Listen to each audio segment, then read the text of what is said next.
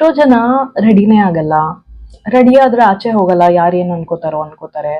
ಸುಮ್ನೆ ಆಚೆ ವಾಕಿಂಗ್ ಹೋಗಕ್ ಕೂಡ ಎಷ್ಟು ಯೋಚನೆ ಮಾಡ್ತಾರೆ ಗೊತ್ತಾ.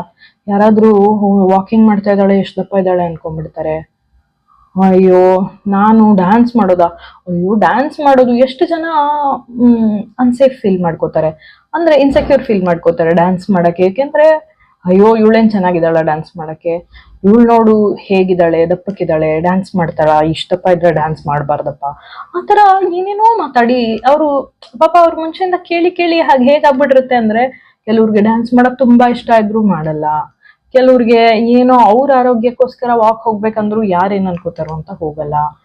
ಆಮೇಲೆ ಅದೇ ರೆಡಿಯಾಗಿ ಹೋಗೋದು, ಇದು ಐ ಮೀನ್ ಯಾರು ಏನಕ್ಕೆ ಹೋಗ್ತಾ ಇದ್ದಾಳೋ ಏನೋ ರೆಡಿಯಾಗಿ, ಓ ಹೌದಾ ಏನ್ ಇಷ್ಟೊಂದು ರೆಡಿಯಾಗಿ ಹೋಗ್ತಾ ಇದ್ದಾಳೆ, ಏನಿರ್ಬೋದು, ಎಲ್ಲಿಗೆ ಹೋಗ್ತಾ ಇರ್ಬೋದು ಅಂತೆಲ್ಲ ಹೇಳಿ